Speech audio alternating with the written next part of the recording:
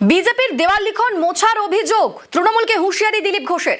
খড়গপুরের ভগবানপুর শিবনগরের ঘটনা, বিজেপির অভিযোগ অস্বীকার করেছে তৃণমূল। শঙ্কর প্রতিনিধি রয়েছেন আমাদের সঙ্গে। শঙ্কর, দেখো, বিজেপির যে দেওয়াল লেখন চলছিল সেই দেওয়াল মুছে দিয়েছে তৃণমূল।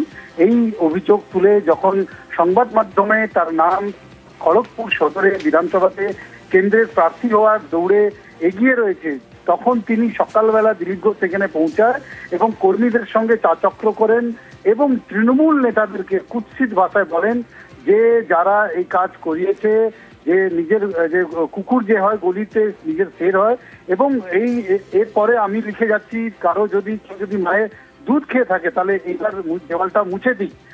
রীতিমতন বলা যায় যে তৃণমূল নেতাদেরকে হুঁশিয়ারি দিয়ে এসছেন দিলীপ ঘোষ।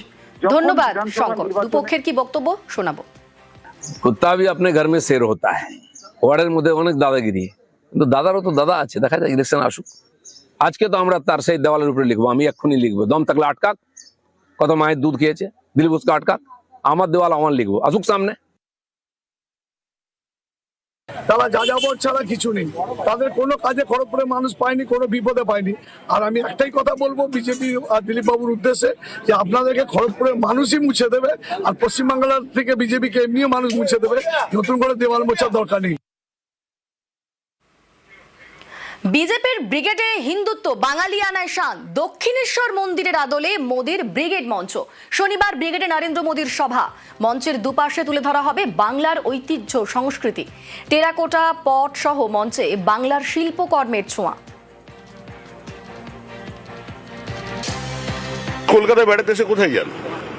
রামকৃষ্ণদেবকে খুঁজতে, সেজন্যই ওটা করা হয়। বিবেকানন্দ বলে গেছে কালী পাঁঠা খাবে, আমরা ওই লাইনে।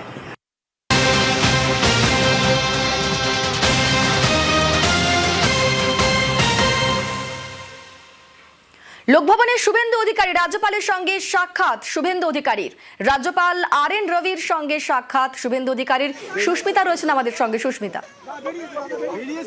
নতুন দায়িত্বপ্রাপ্ত রাজ্যপাল RN রবি, তার সঙ্গে এই মুহূর্তে লোকভবনে দেখা করতে এসেছেন রাজ্য বিধানসভার বিরোধী দলনেতা শুভেন্দু অধিকারী।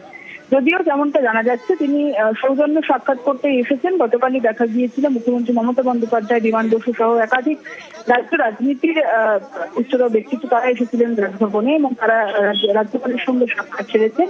এবং গতকাল রাজ্য বিধানসভার বিরোধী দলনেতা শুভেন্দু অধিকারী তিনি রাজনৈতিক কারণে দিল্লিতে থাকার কারণে তিনি রাজভবন আসতে পারেননি।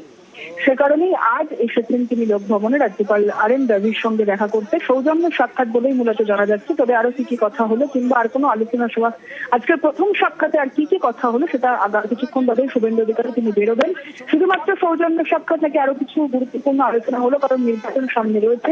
সবটা মিলিয়ে কি আলোচনা হলো সেটা আর কিছুক্ষণ বাদে শুভেন্দু অধিকারী বাইরে এসে তিনি সাংবাদিকদের মুখোমুখি হবেন, তারপরে স্পষ্ট হবে। একেবারেই সুস্মিতা, নজর থাক। ধন্যবাদ।